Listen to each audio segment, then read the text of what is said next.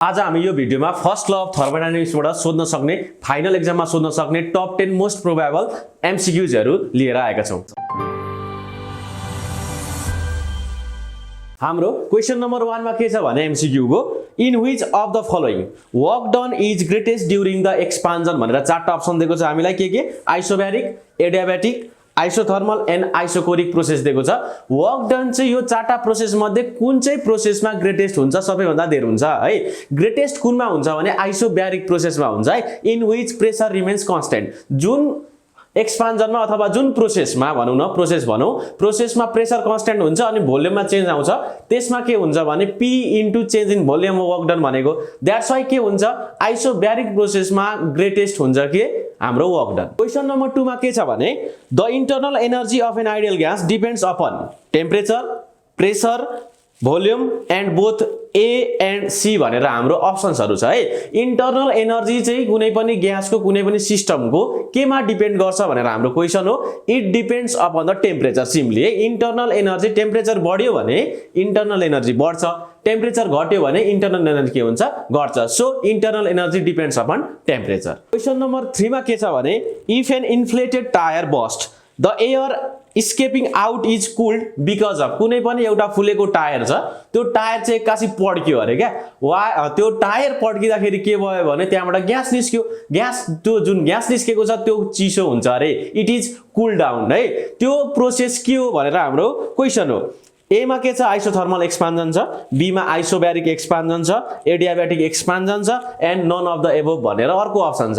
हाम्रो के हुन्छ भने टायर सडनली बस्ट फुट्यो भने त्यहाँनेर हाम्रो के हुन्छ भने एडियाब्याटिक एक्सपान्सन अकर हुन्छ है, एडियाब्याटिक एक्सपान्सन। क्वेशन नम्बर 4 ले के भन्दैछ भने a tyre pump to a pressure of 3.375 atmospheric pressure at 27 degrees Celsius suddenly burst के अरे एक्कासी फुट्यो अरे। The final temperature of the air coming out of the tyre is भनेर क्वेशन छ। कति हुन्छ हामीले क्याल्कुलेट गर्नुपर्ने छ। एन्ड गामा के कति दिएको छ भने एयर को 1.5 दिएको छ। We just need to calculate the temperature है। हामीले के क्याल्कुलेट गर्नुपर्ने छ, टेम्परेचर क्याल्कुलेट गर्नुपर्दैछ के को स्केपिङ एयर को। केसमा चाहिँ के छ भने नि हामीले टायर भित्र हावा भरेको छ, त्यो हावाको प्रेशर कति छ अरे सुरुमा P1 प्रेशर त 3.375 एटमोस्फेरिक प्रेशर छ हो। अनि the temperature inside the tyre कति छ 27 डिग्री सेल्सियस छ है। T1 is equal to 27 degree Celsius, it is equal to 300 kelvin हो। 27 प्लस 273 गर्नु भने कति हुन्छ 300 केल्भिन हुन्छ। अब त्यो फुट्यो, टायर फुटेर एयर कहाँ आयो एटमोस्फियरमा आयो। एटमोस्फियरमा प्रेशर कति हुन्छ 1 एटमोस्फेरिक प्रेशर हुन्छ। सो P2 हामीले कति लिन सक्छौं 1 एटमोस्फेरिक प्रेशर लिन सक्छौं। अब यसरी चाहिँ हावा बाहिर निस्किसकेपछि त्यो हावाको टेम्परेचर कति हुन्छ हाम्रो क्वेशन हो है। That is T2 is equal to 1। हामीलाई के थाहा छ भने जब टायर फुट्छ, टायर फुटेपछि के हुन्छ एडियाब्याटिक एक्सपान्सन हुन्छ क्या। एडियाब्याटिक एक्सपान्सन हुन्छ, हामीलाई गामा इज इक्वल टु 1.5 दिएको छ। एडियाब्याटिक प्रोसेसमा अब हामीले हेर्नु पर्यो टेम्परेचर र प्रेशर बीचको रिलेसन। टेम्परेचर र प्रेशर बीचको रिलेसन के छ त हो, टेम्परेचर र प्रेशर बीचको रिलेसनबाट हामी के गर्ने भने T2 क्याल्कुलेट गर्ने। हाम्रो प्रेशर र टेम्परेचरको रिलेसन एडियाब्याटिक एक्सपान्सनमा अथवा एडियाब्याटिक प्रोसेसमा के छ भने P1 1 minus gamma T1 gamma is equal to कति हुन्छ P2 1 minus gamma T2 gamma हुन्छ है। यसको मिनिङ के हो भने P को power 1 minus gamma T gamma is equal to constant. त्यो रिलेसन छ हाम्रो, यो प्रेशर र टेम्परेचर बीचको के हो रिलेसन हो क्या। अब हामीले सिम्पली हेरौं P1 कति दिएको छ 3.375 हो, यसको पावर भो 1 माइनस 1.5। T1 कति छ हाम्रो 300 केल्भिन, 300 को power 1.5 it is equal to P2 कति छ 1 को पावर 1 माइनस 1.5, T2 को पावर 1.5 किनकि T2 क्याल्कुलेट गर्नुपर्ने छ, गामा इज 1.5। अब हामी सिम्पली T2 लाई एक ठाउँमा राखौं, अरुलाई के गर्नु एक ठाउँमा ल्याइदिनु है। 3.375 को पावर कति माइनस 0.5 है इन्टु 300 को पावर 1.5 डिवाइडेड बाई कति हुने भयो 1 को power minus 0.5 it is equal to T2 को पावर कति हुने भयो 1.5। यो क्याल्कुलेट गर्दा कति आउँछ भने 28 2826.706 आउँछ है। यो सबै क्याल्कुलेटरमा तपाईले भ्यालु पुट गर्नु भने कति आउँछ 2826.706 आउँछ।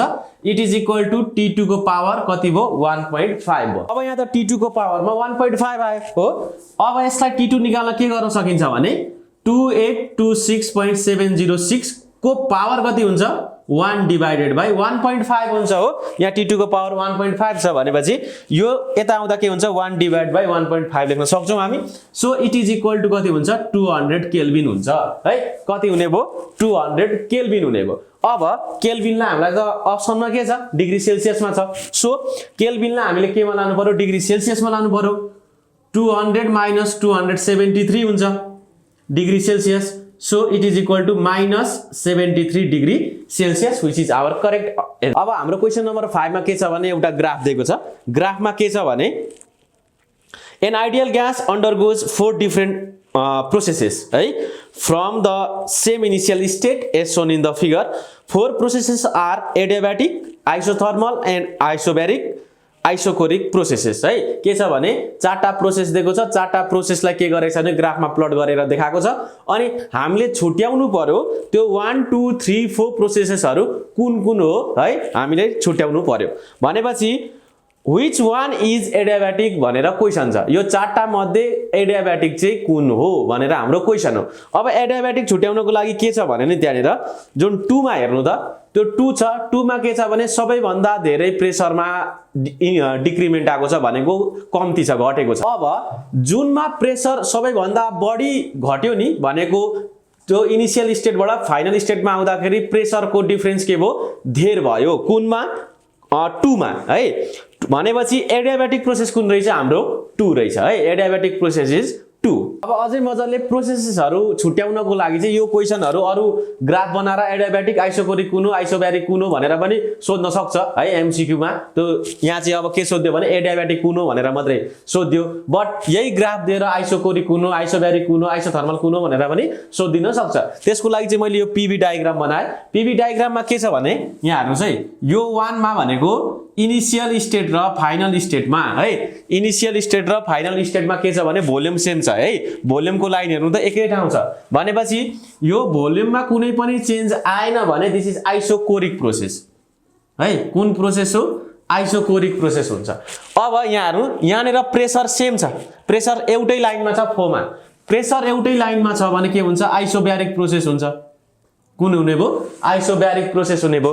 अब यहाँ हेर्नु 3 र 2 मा हेर्ने अब हामीलाई छुट्याउन गाह्रो चाहिँ आइसोथर्मल र एडियाबेटिक हो क्या। अब यो 3 र 2 मा हेर्नु त प्रेसरमा कुनमा धेरै चेन्ज छ।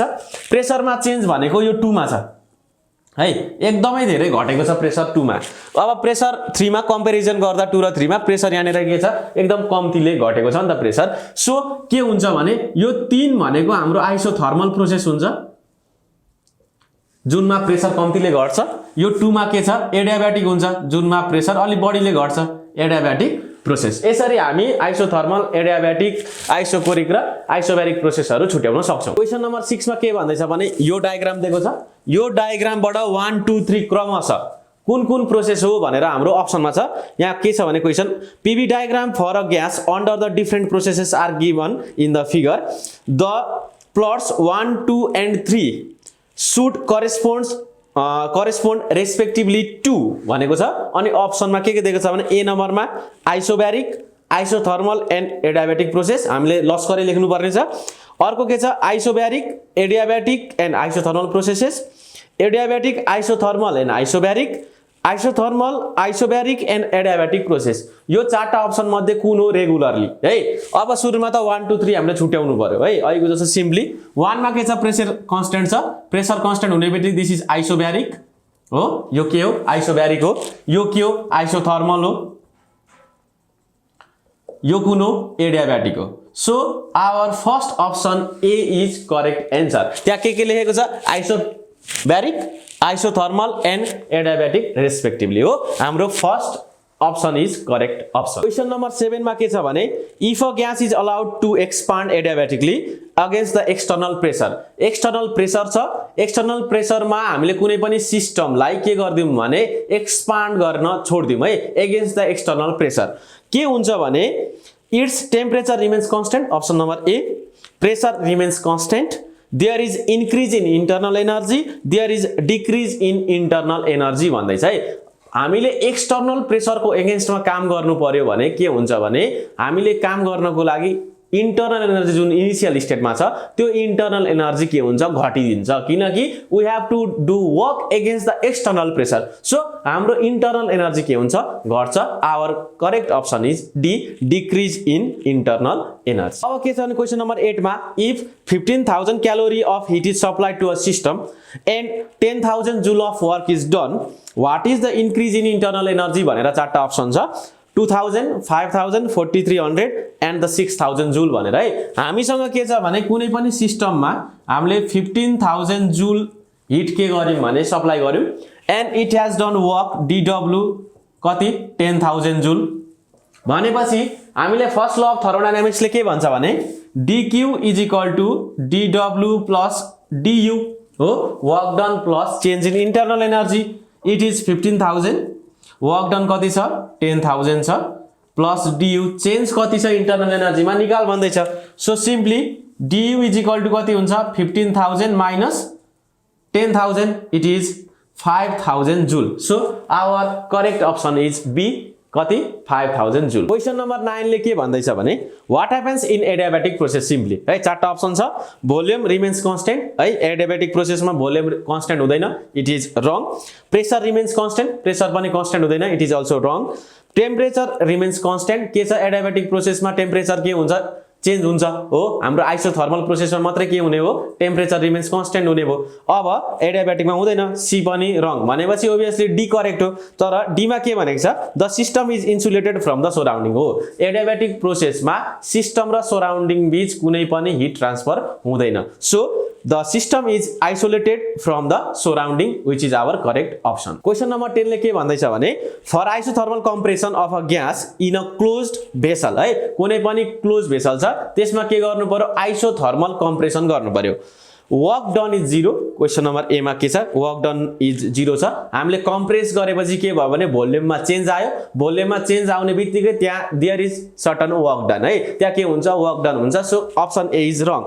बी मा के छ heat has to be given from the outside, हाम्रो हिट आउटसाइडबाट दिनुपर्छ भन्दैछ है। आइसोथर्मल कम्प्रेसन गर्दा के हुन्छ भने हिट प्रोड्युस हुन्छ इनसाइड द के भेसल। सो आइसोथर्मल प्रोसेसमा सिस्टम र सराउन्डिङ बीच हिट ट्रान्सफर हुन्छ। सिस्टममा हिट बडी प्रोड्युस भइसकेपछि that should be transfer to the surrounding. के हुने भयो भने सिस्टमबाट केमा चाहिँ सराउन्डिङमा चाहिँ के हुन्छ हिट ट्रान्सफर हुन्छ। हाम्रो यो अप्सन पनि के भयो रङ भयो। The energy of the system is के कन्स्टेन्ट, हाम्रो के छ भने energy of the system is constant छ। डी मा के छ नन अफ द एबोभ छ। अप्सन नम्बर सी ले के भन्दैछ भने the energy of the system remains constant. के हुने भने कम्प्रेस गर्दाखेरि हिट एनर्जी जुन डेभलप भएको छ नि त्यो हिट एनर्जी चाहिँ के गर्दिन्छ भने यसलाई सराउन्डिङमा फ्याल्दिहाल्छ क्या। सो इनिशियली जति एनर्जी थियो सिस्टमको त्यति नै एनर्जी भएर बस्ने भयो, किनकि जुन एक्स्ट्रा एनर्जी जुन प्रोड्युस हुन्छ त्यो त सराउन्डिङमा दिइहाल्छ। सो इनिशियली जति हिट एनर्जी छ त्यति नै बसिरहेको छ। So the energy remains constant, हाम्रो करेक्ट अप्सन के हो सी हो।